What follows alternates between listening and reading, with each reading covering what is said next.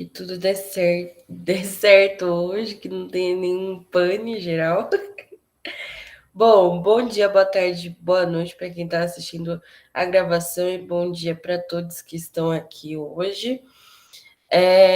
Hoje a nossa aula é sobre liberdade de expressão, então eu quero fazer um debate, um exercício com vocês e peço por favor que vocês participem. Mas também vamos falar sobre liberdade de expressão na ótica do iluminismo, né? Então a gente está percorrendo aí um caminho na história da filosofia. A gente viu o empirismo, a gente viu o racionalismo. Então chegamos no século XVIII, o século das luzes, o século do iluminismo. E para falar sobre iluminismo, não teria como não falarmos sobre o Voltaire, o filósofo Voltaire, que é um cara que resume bem as ideias do iluminismo e aquilo que mais a gente mais esclarece, né? Esclarece é um termo bem iluminista, por sinal, mas que esclarece o iluminismo para a gente, né? Então, Voltaire, ele não se chamava assim, tá, gente? Na verdade, o nome dele era François-Marie algum Auré, sei lá. Não sei francês, gente. Peço desculpas, viu? Desculpas pela vergonha que eu tô passando. Mas Voltaire é um pseudônimo atribuído por ele mesmo e que ele acabou assinando, né, as obras dele com esse pseudônimo, pegou e até hoje ele é conhecido dessa forma, né? Então, deu certo o pseudônimo. Ele era um escritor, tá, gente? Ele tem várias obras publicadas, um ensaísta também e filósofo iluminista francês. Então, nasce na França, em Paris, né, ali no borbulhão, né, do iluminismo. E ele nasce ainda no finalzinho do século XVII, por volta de 1694, e vai viver até o final, mais ou menos, do século XVIII, até 1778. Foi um cara que viveu bastante, né? Porque também ele fazia parte de uma classe boa, assim, da sociedade, tudo. Vivia bem, né? Então, quem vivia bem conseguia viver mais naquela época. Bom, então ele vai concretizar suas ideias, né? Escrever até o fim da vida. E essa vida que aconteceu por todo o século XVIII, século, como eu já disse, o século das luzes, né? Então, por isso que a gente considera também que esse cara, ele realmente ele comporta muito bem quando a gente fala sobre iluminismo. Ele foi um cara muito influenciado por John Locke. John Locke é esse que vimos nas aulas passadas, o cara do empirismo, o cara do liberalismo político, né? Ele é bastante influenciado pela concepção filosófica de John Locke, também pela concepção filosófica de Isaac Newton, por exemplo, que vocês veem mais, né, nas aulas de ciências, mas Isaac Newton também tinha pensamentos filosóficos importantes para a formação de Voltaire, tá bom, gente? Então, para entender esse cara e entender o iluminismo é muito fácil, porque, como eu já disse, ele resume, uma coisa se mistura com a outra, porque ele está no ápice dessa concepção iluminista, ele está no ápice desse contexto histórico em que se coloca a razão como um tipo de definidor, né? A razão como realmente a luz que esclarece, que clareia, né? Sempre essa ideia do iluminismo de que a razão traz luz para a escuridão, né? Essa razão que vai ser uma razão, sempre que vocês verem razão com R maiúsculo, né? Então, não é aquela razão normal, né? É a razão com R maiúsculo provavelmente está falando sobre iluminismo, porque eles tinham essa ideia da razão com R maiúsculo como essa razão ligada ao conhecimento, às luzes, etc, etc. Então, lógico, Voltaire, ele acredita na primazia da razão, né? Nos princípios gerais válidos também para todas as épocas. Então, ele acreditava que existe princípios morais que são válidos para todas as épocas e todos os lugares. E que são todos premeditados, né? Todos guiados por uma razão. Esse é um uma das bases do iluminismo. Além disso, ele pregava um tipo de valorização do ideal burguês, porque nas obras dele também estava incutido um tipo de pensamento que visa o enriquecimento por meio do seu próprio trabalho e que garante a sua realização pessoal. Então, essa ideia, né, que é uma construção burguesa, uma construção que desde aquela época até hoje tem muita influência no nosso pensamento de que o enriquecimento ele tem que vir do nosso próprio trabalho e que esse trabalho garante a nossa realização pessoal, né?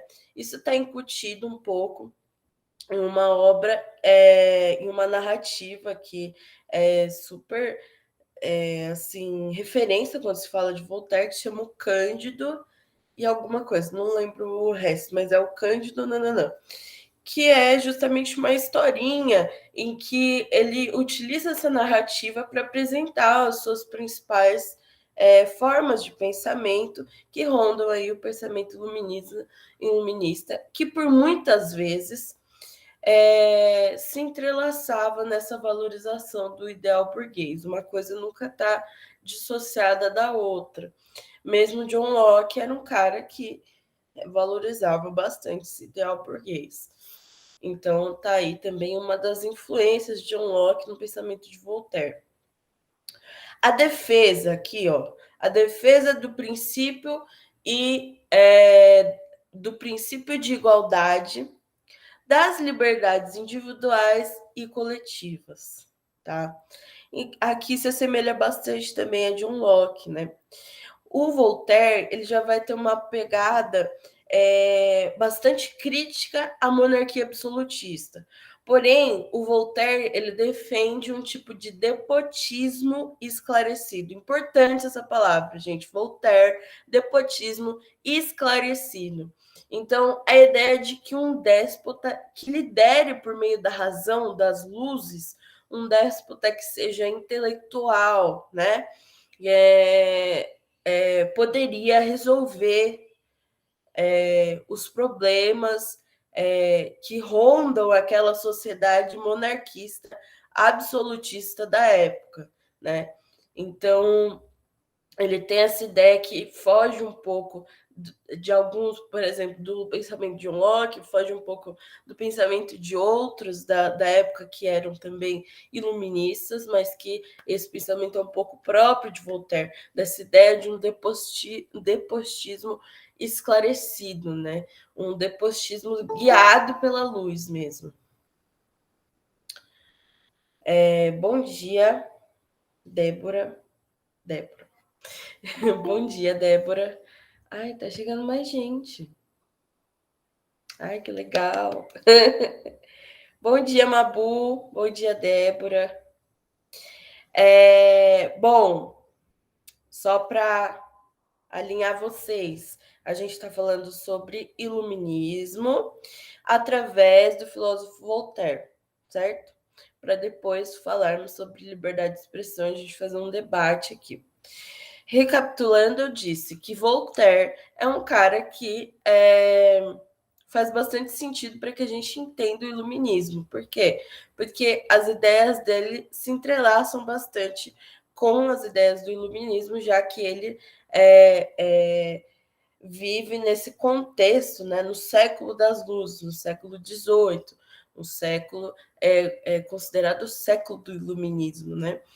Então, continuando, além dessa defesa do princípio da igualdade, das liberdades individuais e coletivas, e a crítica à monarquia absolutista, tendo em vista esse depostismo esclarecido, né, um déspota que lidera através da razão, das luzes, um intelectual, ele também tinha, por outro lado, um anticlericalismo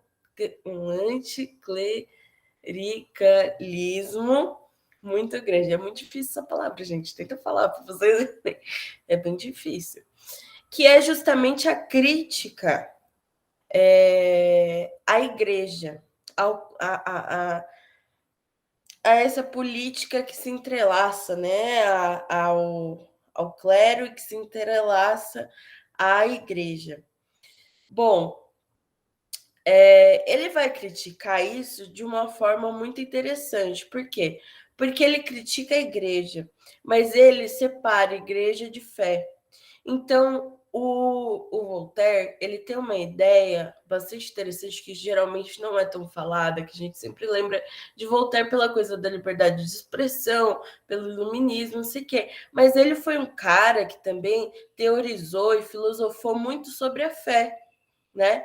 Então, ele acreditava, e algo muito parecido com o filósofo São Tomás de Aquino, que a gente viu lá na filosofia da Idade Média, que essa fé ela poderia sim existir e ter um sentido. Só que para ele, a fé, para se ter um sentido, ela tem que ser guiada pela razão. Né? Uma coisa não está dissociada da outra. A fé deve estar associada à razão para que ela tenha sentido.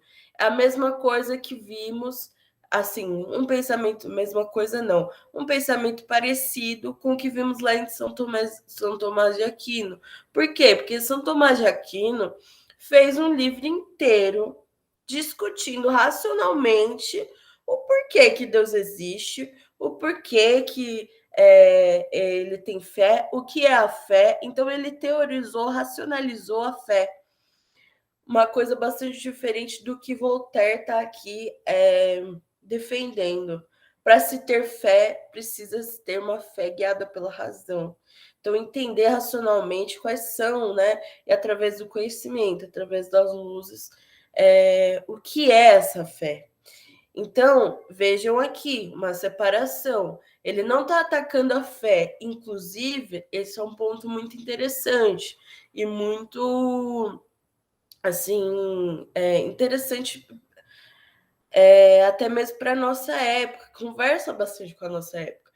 Voltaire era um cara que defendia a liberdade religiosa, né? Ele defendia uma tolerância religiosa. E a gente vai discutir um pouco também esse termo tolerância, porque se a gente tolera algo, não necessariamente a gente respeita. Eu, para ser sincera, tenho uma bronca ferrenha com esse termo, tolerância. Quem sou eu para tolerar algo, né?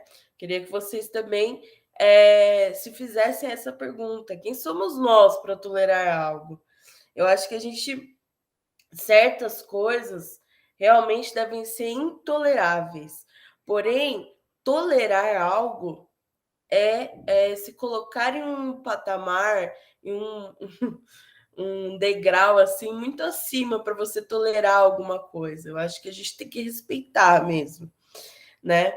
E bom, mas seguimos, a gente vai voltar para essa coisa da tolerância, tá? Porque até mesmo vamos ver o paradoxo da tolerância para o medical popper. Mas, inclusive, ai,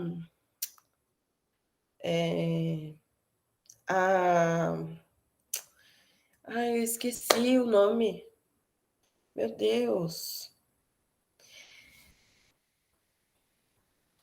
Gente, esqueci mesmo.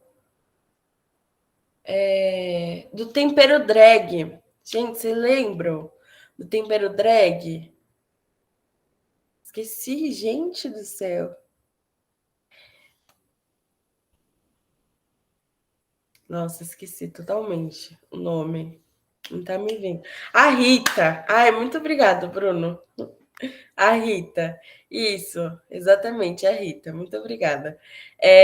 A Rita, ela tem, inclusive, um vídeo que eu recomendo muito sobre a tolerância, que ela fala, gente, tolerar é uma coisa muito complicada, né? Eu tolero a sua religião.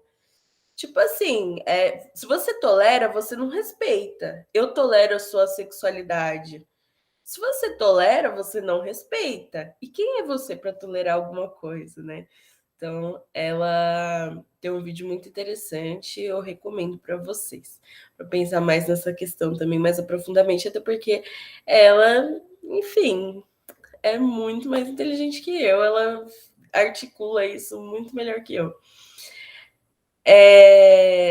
Também é o primeiro, aqui já uma discussão mais histórica, né, que eu não podia deixar de trazer para vocês, porque ele é o primeiro a utilizar oficialmente, né, e também tendo esses parâmetros da filosofia ocidental, etc., o termo filosofia da história, tá? Que é um termo que a gente em história discute bastante, tendo em vista uma história crítica. Então, uma coisa que geralmente não é falada sobre Voltaire também é que ele escreveu historiografia, ele escreveu sobre história, tá? E ele acreditava numa história crítica que não tomasse como verdade, totalmente verdade, as informações das fontes, o que é uma crítica bastante cara ao historiador até hoje. Porque quando a gente pega qualquer fonte, a gente tem que ter um olhar crítico sobre aquilo, assim como a gente tem que ter um olhar crítico no geral, né? Então, por exemplo, se um historiador pega um jornal, por exemplo, da época da ditadura, eu trabalho num centro de memória, que é um arquivo, né? E a gente tem uma exposição sobre a anistia. Nessa exposição sobre a anistia, tem diversos jornais da época em que foi proclamada a anistia, na época da ditadura. A anistia foi o quê? Justamente você anistiar, ou seja, desconsiderar os crimes feitos durante a ditadura, né? E isso existia dois pontos, né? Que são bastante críticos.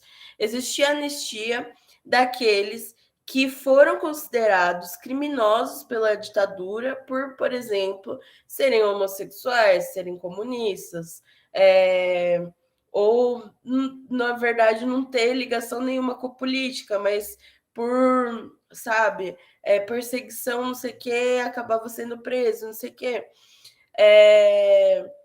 Por várias questões. Então, esses caras também foram anistiados. Mas quem foram anistiados também? Os torturadores, né?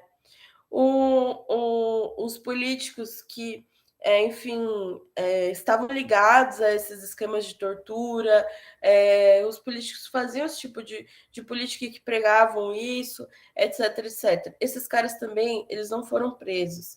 Então, a anistia foi um momento crítico, porque até hoje, né, prega-se que deveria existir um tipo de justiça em relação a esses caras que torturaram, que mataram, que violentaram pessoas, mas não existiu.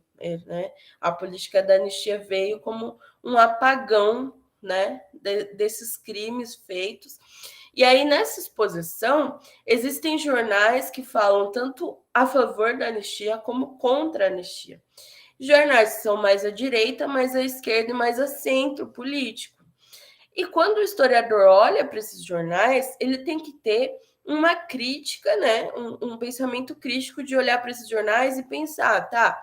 Eles estão falando sobre anistia, como eles estão falando sobre anistia, quem está escrevendo, onde esses jornais circulavam, em que parte do jornal que essa notícia sobre anistia tá na primeira capa? Tá na terceira página? Tá no cantinho da quarta página? sabe? Como que essa informação está ali posta, né? Então, a gente tem um olhar crítico sobre as fontes. E é uma coisa que também é uma herança de pensadores como Voltaire, que pensa numa filosofia da história, numa história crítica.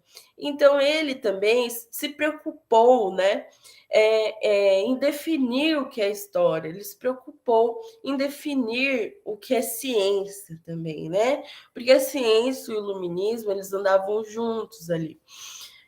Então, ele diz mais ou menos que deve-se existir uma preocupação em separar aquilo que é história e aquilo que é invenção, fábula, porque são duas coisas diferentes, né? A história ela tem uma preocupação com uma verdade histórica, uma verdade que não é absoluta, mas é uma verdade histórica. Agora, a invenção, a fábula, não necessariamente tem uma verdade histórica. E aqui ele está de novo, mais uma vez, ali preocupado também com o debate em que a igreja coloca, né?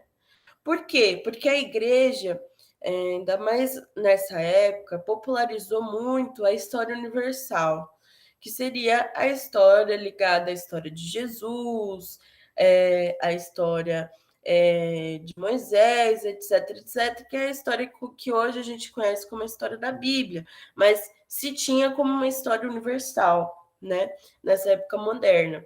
E isso começa a ser desconstruído aqui, começa a ser bastante criticado pelos iluministas que vão dizer, não, peraí, a gente precisa de uma história que seja pautada na ciência, que seja pautada nas fontes, tá?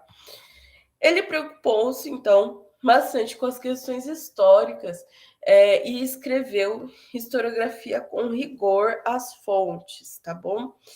Bom, então a gente avança um pouquinho aqui nos nossos slides para dizer que o objetivo dessa aula de hoje é mobilizar alguns conceitos filosóficos, como a gente está fazendo até agora, para entender a liberdade de expressão a partir de um exemplo atual, através não só de Voltaire, mas também de Karl Popper, que vai pensar o paradoxo da tolerância. O paradoxo da tolerância sumiu, né? O slide. Tá preto para vocês também. A, o, ai, como é que fala? Tá, tá bom. Eu vou tirar e colocar de novo. Para ver se vai. O Karl Popper já fazendo um paralelo aqui mais contemporâneo, ele é um filósofo austríaco bastante importante, justamente por essa filosofia sobre a democracia, a filosofia sobre a política, né? Fazendo um panorama muito bom assim para nós, ainda mais para o momento em que a gente vive. Deixa eu parar. Eu coloquei para parar, mas não foi.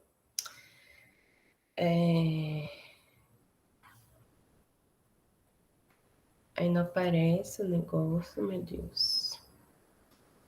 Calma, gente. Problemas com a tecnologia. Toda aula é isso, né, gente? Meu Deus. Ai, a tecnologia, como faz?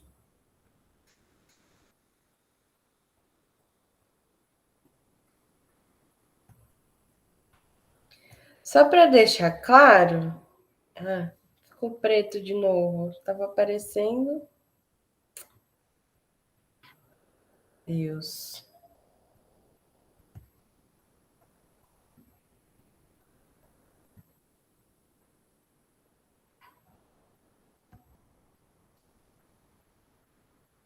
Uma hora vai. Ah, será que eu tenho que deixar aberto? Eu acho que é isso. Mas aí eu não consigo ver vocês. Bom, tá aparecendo, né, galera? Só para deixar claro, o Voltaire é esse bonitinho aqui, ó, que tá aqui do lado esquerdo. É o último do lado esquerdo. E esse narigudão aqui é o John Locke. E o do meio é o Rousseau. Ou eu tô confundindo? Talvez eu esteja confundindo. Mas eu acho que é o Rousseau. Eles são tudo branco, tudo parecido, né? Só o John Locke tem um narigão, daí dá pra identificar, tipo, uma cara, né? Identificável. Bom, então, eu pensei nessa aula para a gente fazer um debatezinho, tá? Que assim faz um paralelo bom entre Voltaire e Karl Popper e debate bem a liberdade de expressão. Por quê? Vocês já ouviram, né, com certeza, aquela máxima que não foi dita por Voltaire, mas foi dita por uma biógrafa, pela biógrafa que pensou na vida dele e que, a partir disso, pensou na máxima, né? Eu posso não concordar com tudo que você diz, mas defenderei até o fim que você diga, né? Então, o Voltaire, ele, por estar em uma época de absolutismo e de repressão, né, de censura muito forte, ele defendia a punhos de ferro a liberdade de expressão. Então, você pode ser o que for, você pode falar o que você quiser, você pode falar qualquer merda, né? Mas eu vou defender o que você tem a dizer, né? Então faz parte. Por que pegar isso e trazer para o nosso contexto, para um contexto democrático, para um contexto é problemático? Por quê? Porque é absolutamente anacrônico. É anacrônico, é um erro histórico, porque a visão dele aqui de liberdade de expressão diz muito sobre a época dele. Ele vivia um momento de regime absolutista, de censura, em que as pessoas eram mortas, né? Então, defender a ferro e fogo a liberdade de expressão faz sentido para a época dele, para o contexto dele e para a crítica dele, para o conjunto da obra dele. Agora, você trazer essa liberdade de expressão a ferro e fogo e a defesa dessa liberdade de expressão a ferro e fogo é problemático. E aí Karl Popper vai, então, teorizar sobre isso. Ah, desculpa, o Bruno mandou algo e eu não vi. Concordo super com isso de ter fé racionalmente. Se fosse assim, talvez não tivesse gente adorando o presidente dentro da igreja. Pois é. Muito bom comentário, Bruno. Amei, amei. Exatamente. Não, acho que não tenho o que comentar. Eu só vou exaltar esse comentário, que foi muito bom. Muito obrigada, Bruno.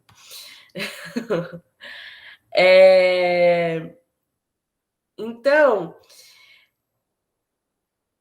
eu queria fazer um exercício aqui com vocês, né?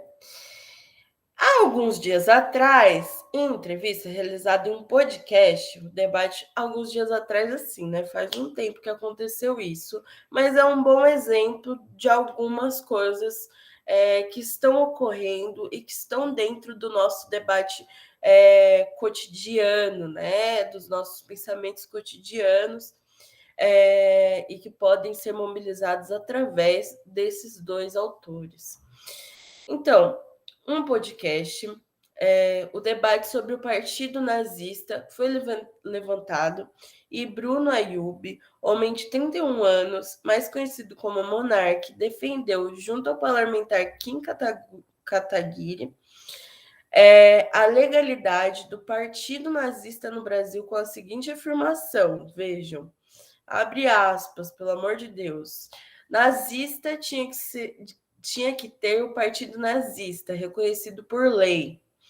Diante de tal afirmação, mobiliza as razões constitucionais e filosóficas pelas quais esse discurso fere moralmente a construção de uma sociedade democrática e discorra sobre os limites da liberdade de expressão, tendo como base alguns trechos da Constituição de 1998 e trechos da obra de Voltaire viralizados por meio de memes na internet. Então, a gente já entendeu um pouco sobre Voltaire. Aqui eu coloquei alguns trechos da nossa Constituição de 1988 que vejam. Essa Constituição de 1988 foi um grande marco dentro da nossa história política. Essa Constituição de 1988 deve ser defendida por nós por ser uma Constituição que envolveu muita luta de vários setores da sociedade brasileira. Inclusive, na última aula, eu falei um pouco sobre filosofia indígena e eu citei o Ailton Krenak. O Ailton Krenak foi um expoente muito importante dentro da Constituição dos debates da Constituinte, porque ele fez uma manifestação dentro do Congresso, que inclusive, depois se tiverem curiosidade, vejam, que é muito bonito. Ele foi fazendo discurso defendendo os direitos dos povos indígenas que foram sempre renegados, né? E que ainda são, mesmo que estejam garantidos por lei dentro da Constituinte, e pintando o seu rosto com ele estava todo tipo descaracterizado daquilo que a gente pensa como indígena. Ele estava de terno, tudo, e foi pintando ali o seu rosto com uma tinta que os indígenas utilizam para fazer as suas pinturas corporais, né, os seus grafismos. E aquilo foi bastante assim polêmico na época, gerou polêmica e acabou também ajudando no processo para que os indígenas fossem mesmo inseridos dentro da Constituição. E assim foi com vários lugares da sociedade brasileira depois de longos anos de uma ditadura que matou muita gente e que ainda conseguiu passar a anistia, né? Então a Constituição ela vem nesse sentido e a nossa Constituição é uma Constituição reconhecida mundialmente por ser muito completa. Então abrigar os direitos das pessoas deficientes, abrigar os direitos educacionais, os direitos dos povos originários, indígenas, os direitos das pessoas pretas, o racismo. Então, é bastante completa a nossa Constituição. E por isso ela deve ser defendida por nós e também entendida, lida por nós. Então, eu trouxe aqui uns trechos, né, da nossa Constituição, do artigo 4, do artigo 4, 5, e que diz para nós o quê? É livre a manifestação do pensamento, sendo vedado o anonimato, certo? É livre a expressão da atividade intelectual, artística, científica e de comunicação, independentemente de censura ou licença. São invioláveis a intimidade, a vida privada, a honra e a imagem das pessoas, assegurado o direito à indenização pelo dano material ou moral decorrente da sua violação. Artigo 5 da Constituição. Gente, são artigos que falam o quê? Sobre a coisa da liberdade de expressão, liberdade da imprensa, liberdade intelectual, liberdade artística, científica. Mas prevê também que essas liberdades não podem violar a liberdade do outro, né? Deve ser assegurado, portanto, a honra, a imagem das outras pessoas. Aqui a gente faz um paralelo com Voltaire e tenta entender que Voltaire ele tem uma grande influência nesse pensamento que prevê que podemos sim nos manifestar, mas também faz um paralelo já bastante contemporâneo de Karl Popper, que vai nos dizer que a tolerância ela deve existir para que se tenha democracia. Porque a própria tolerância conversa com a democracia, já te deixo falar, Mabu, só um segundo. Conversa com a democracia ao passo que essa democracia não deve tolerar o intolerável, senão acabará ferindo a si mesma. Então, o intolerável fere a democracia. Por isso, a democracia não deve justamente tolerar o intolerável. Esse é o paradoxo da tolerância. Por isso que é um paradoxo, né? A democracia não deve tolerar o intolerável, né? E aí sim a gente pode ter um sentido de tolerância, né? Não tolerar o intolerável. Eu acho que aí sim a gente pode ter um sentido de intolerância. Aí cabe o termo. Agora, não cabe o termo para a gente falar eu tolero pessoas LGBTQIA+. Não, né? E aqui eu vou deixar os memes também para vocês irem pensando sobre. E bora discutir. Vai lá, Mabu, pode falar. Prof, eu acho que inclusive a gente tem que a gente pode talvez até voltar um pouco antes de Voltaire, que é na época do contrato social, sabe? Que a gente vem discutir com Rousseau, né? Boa. Eu esqueci os outros três agora, é Rousseau e tem outros dois, que eu esqueci o nome. Como é que é, prof? Maquiavel. É o Rousseau, Maquiavel e tinha mais um ainda. Mas enfim, é aquele que é o lobo, o homem é o lobo do lobo.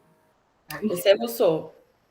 tem o Rousseau, enfim, tem esses três. Que a gente vai discutir muito aquela natureza do ser humano, sabe? Da onde é que vem essa ideia do ser humano? O ser humano é bom? O ser humano é ruim? O que é bom? O que é ruim? Enfim, eu acho isso muito interessante e a gente pode trazer um pouco para esse discurso, que é, por exemplo, como a gente vai analisar a cabeça do ser humano e como a gente tem que adaptar a ela. Não tem problema você ter uma visão errônea sobre alguma coisa. Aliás, o que é ser errôneo? O que é ser errado? Mas o problema é quando a gente atinge essa liberdade da pessoa, sabe? É aí que a Sim. gente coloca esse contrato social, é aí que vem isso. A gente se coloca dentro de uma sociedade a fim de evitar isso, a fim de evitar que a gente viva numa selva. Então, A eu acho isso Constituição interessante. nada mais é do que um grande contrato social. Sim, eu acho isso extremamente interessante, sabe, prof? E voltando àquela questão de religião, eu acho que esse é um ponto, sabe? A religião no seu extremo, na sua interpretação, na interpretação que a gente vai ao extremo, né? É muito contra muitos direitos humanos, sabe? E, enfim, a gente cria para separar isso. Então, assim, eu considero um bom crente, porque é uma pessoa que saiba separar o que ela acredita do que de fato é. Então, Uhum, assim, o que ela enxerga, sabe? Então, assim, ela levar pautas do que ela acredita para um debate social, para um debate que vai delimitar a minha liberdade, não uhum, tá certo, sabe? uhum. E é nisso que eu acredito, sabe? Você tem todo o direito de acreditar no que você quiser, no Deus que Sim. você quiser. Portanto, Até porque o não nosso Estado é laico. A gente tem que exatamente, né, Pro? lembrar isso, nosso Estado é laico. E o pior é que a gente tem que lembrar o óbvio o tempo todo, né? E é revoltante lembrar que, tipo, isso, a nossa Constituição pode ser muito completa, mas que tem uma Constituição aí de um certo país, né, com uma bandeira certa, meio branca e É. preta, vermelha ali, Mas é que a gente... porque, por nós não conhecemos, a gente não conhece tanto a nossa Não, Constituição. A gente não se utiliza dela.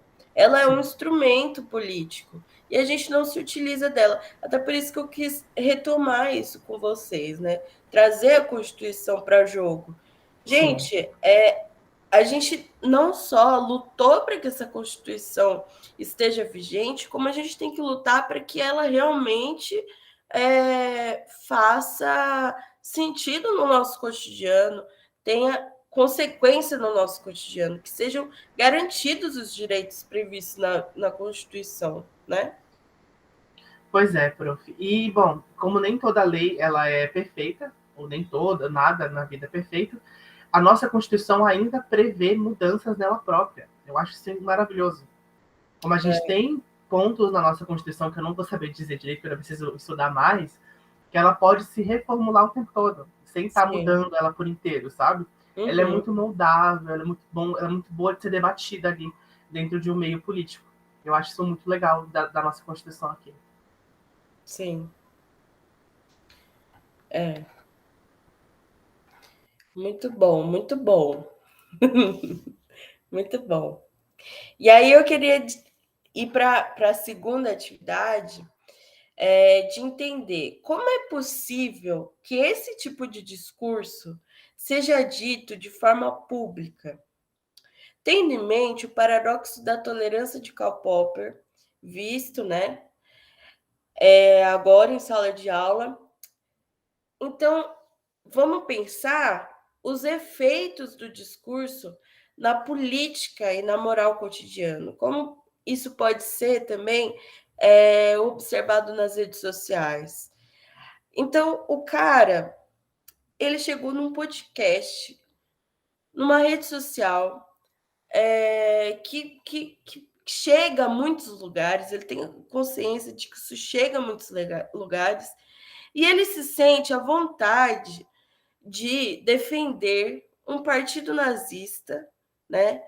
Uma política genocida, uma política de violência, uma política de ferimento dos direitos humanos, de ferimento de qualquer política democrática, e se sente à vontade de falar assim, isso deveria ser oficializado, né? Então, como é que a gente faz um paralelo com isso, com as nossas próprias redes sociais? Existe tanta coisa circulando nas redes sociais, tanta coisa que é absurda, fere totalmente a nossa democracia, fere o direito dos outros, né? Como é que a gente pode pensar numa democracia que justamente consiga se honrar através da intolerância com o intolerável, né? Não devemos tolerar o intolerável ou devemos tolerar? Então, eu passo essa bola para vocês. O que vocês acham sobre isso? Pode falar, Mabu. Assim, prof, eu sou a favor de que a pessoa ela tenha o dever de falar o que ela bem entende, mas é aquele ponto lá de cima, né? Desde que não afete, ou enfim, a coisa da pessoa. Mas agora, uma coisa que eu gosto de parar para pensar nesse caso do Monark é de parar para entender o que que acontece para ele achar ou sentir essa liberdade, sabe? Porque assim, a gente já começa que o cara tá aí livre, solto. Uhum. Então a gente já percebe que isso é um tipo de falha de Estado, não de burocracia ou de questão de Constituição. É uma falha de Estado. Exato. Então a falha está dentro da política e está dentro desse sistema de prisional, sabe? E também porque isso no Brasil é tolerado. Exato. Então, por exemplo, ele vive num país que permite que um policial coloque um homem negro dentro de um carro e seja asfixiado como uma câmera de gás, sabe? Como se a gente estivesse na época da Segunda Guerra. Ele vê esse tipo de coisa e acha na liberdade de falar esse tipo de coisa. Aí já é esse o ponto, né? Ele vive num meio de internet em que se vê atrocidades sendo ditas o tempo todo. Então, ele sente essa liberdade para falar, porque de fato o Estado não vai, ele pode ser demitido, mas o Estado não está aprendendo, o Estado não está fazendo nada, tecnicamente, Exato. sabe? E aí, essa é a tese que eu tentaria defender, sabe? Uma redação, talvez, sabe? Sim.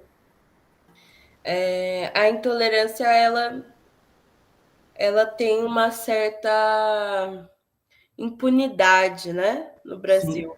Uma impunidade que, por exemplo, é muito...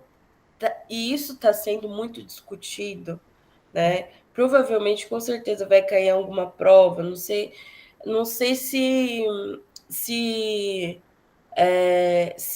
propriamente em redação, mas com certeza alguma questão sobre, porque está sendo muito discutida a questão das redes sociais e como que a gente consegue, de alguma forma, ter um controle sobre as informações que são passadas dentro da rede social, das redes sociais, e também sobre as atrocidades que são faladas, porque pelo fato do anonimato, as pessoas se sentem à vontade de serem racistas, de serem LGBTQIA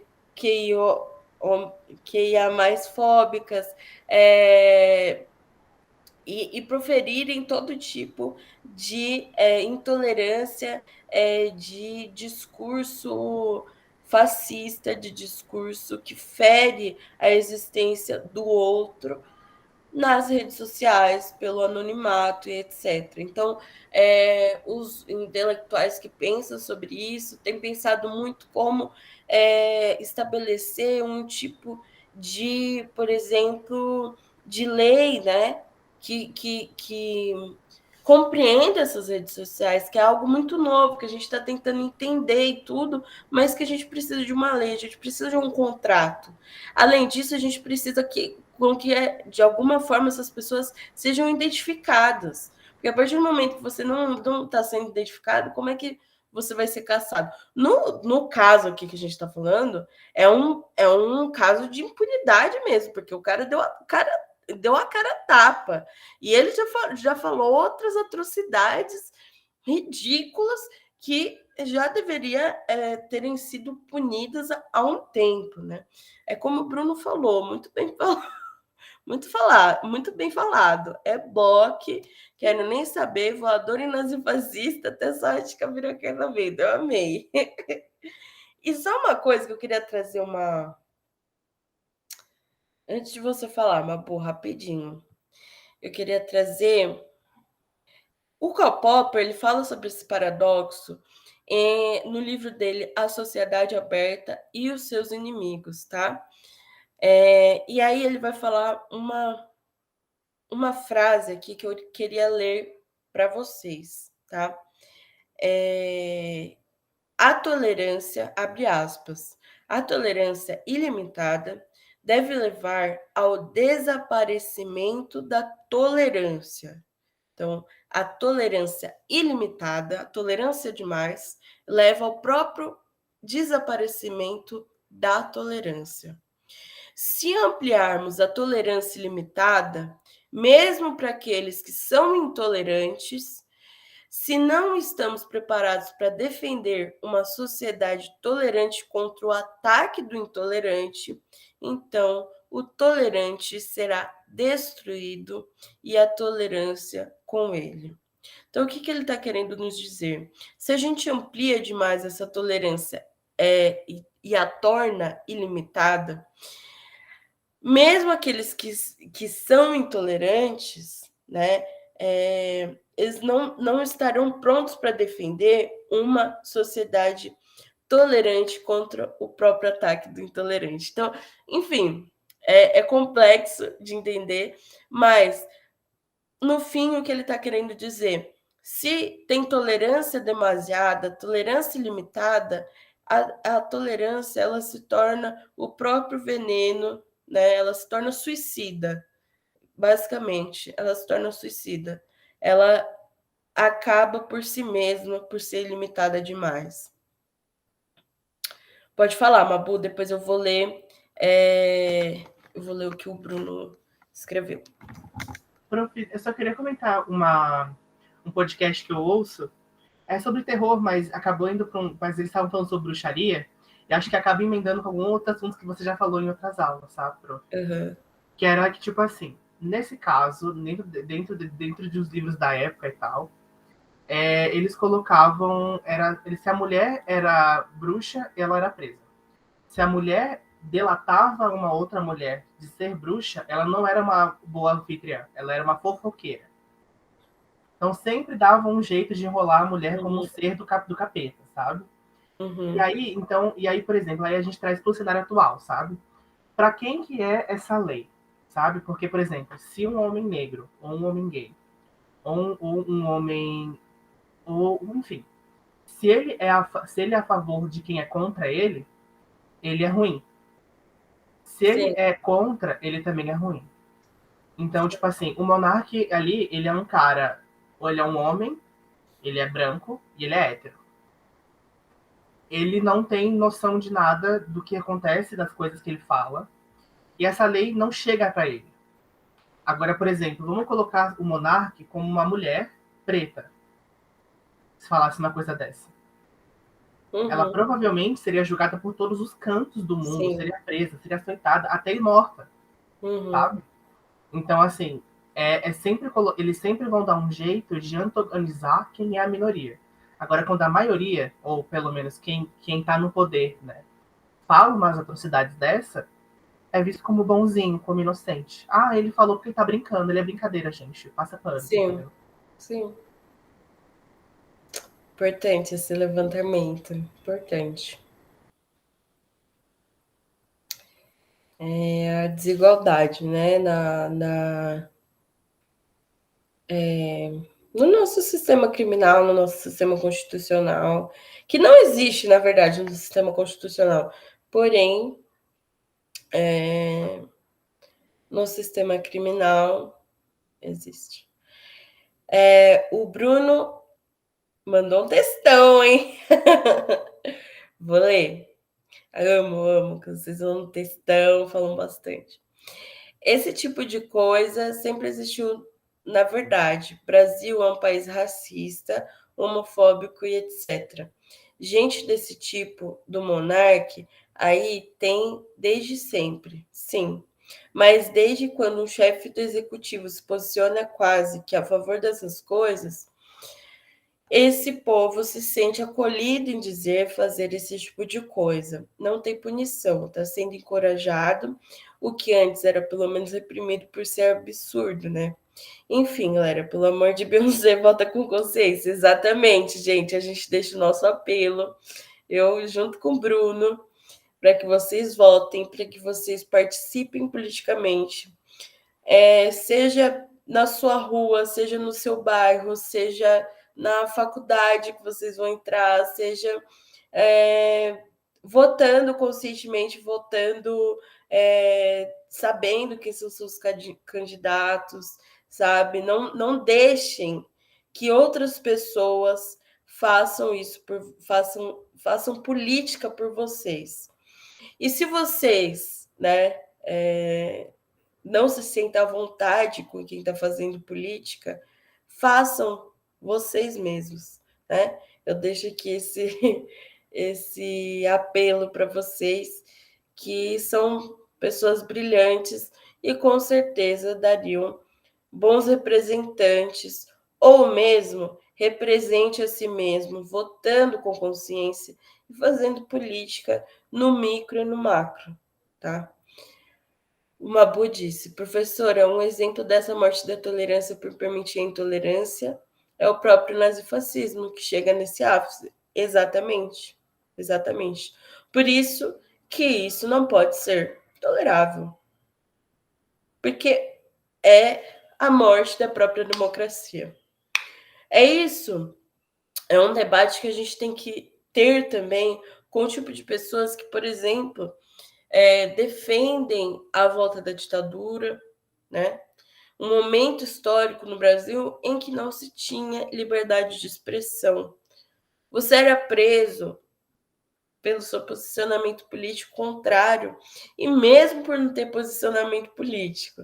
Tem um filme que é bastante interessante que chama Pra Frente Brasil. Não sei se vocês já viram, que é muito interessante.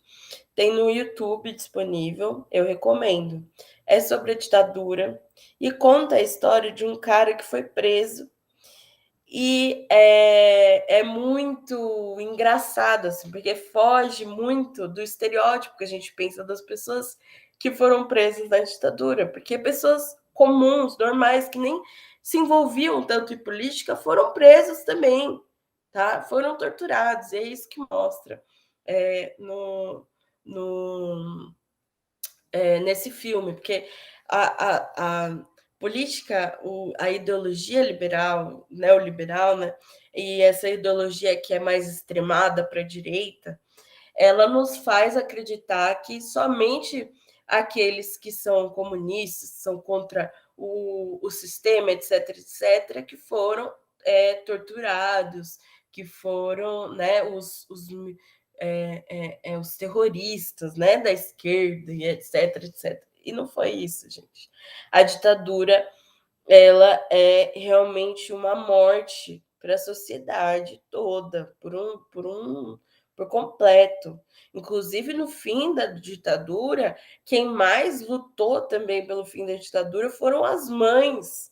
Existiam coletivos de mães. Por quê? Porque as mães não aguentavam mais que seus filhos sumissem, elas não tivessem nem enterro de seus filhos, né?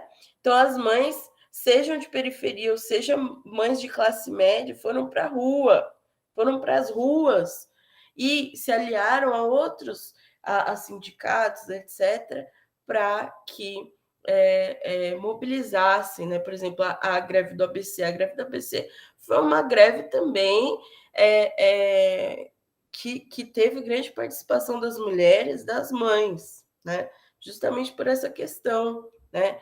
Porque existia ali um grande ápice político contrário à ditadura. E isso geralmente não é muito falado também. Então, a gente tem que pensar muito sobre a nossa história e a gente tem que pensar muito sobre a nossa Constituição, em como pensar essa tolerância e a nossa Constituição dentro do recorte das redes sociais, dentro do recorte contemporâneo, trazendo esses caras, esses filósofos, para o debate político.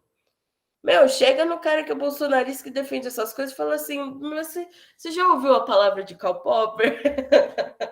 Brincadeira, gente. Mas debatam, debatam. Eu sei que às vezes a gente fica exausto, né? Eu mesmo estou bastante exausta assim, de debater com pessoas que realmente não querem ouvir o outro lado, não querem ter uma conversa, porque uma conversa são dois lados para se A e B para chegar a C, né? E tem gente que só quer a e chegar a A, né? Não quer chegar a um terceiro lugar. Mas eu tenho muita fé na gente que é jovem, na gente que debate, na gente que se interessa, que dá nome aos bois, que fala assim, ó, ele é homem, ele é branco, ele é cis, ele é hétero, ele tem uma visão assim, ela é uma mulher de periferia, ela é trans, nanã, ela tem uma outra visão do mundo, e entender essas identidades, entender essa política em volta dessas identidades. Bom, gente, é isso. Me estendi ainda, mas se tiverem alguma dúvida, falem.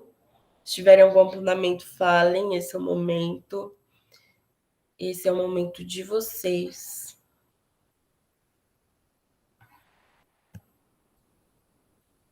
Tudo tranquilo por enquanto, porque em filosofia a gente nem sempre está tranquilo, né? Sempre tem uma dúvida ali, mas é sempre gostoso. Obrigado pela aula, Prof. Se cuida, viu? Até semana que vem. Quer dizer, até daqui 15 dias. Muito obrigada, viu? Muito obrigada. Tá bom. Vou fazer isso. Muito obrigada, gente.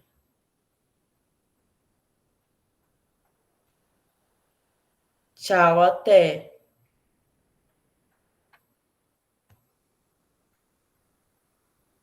Ai, eu tenho que ir para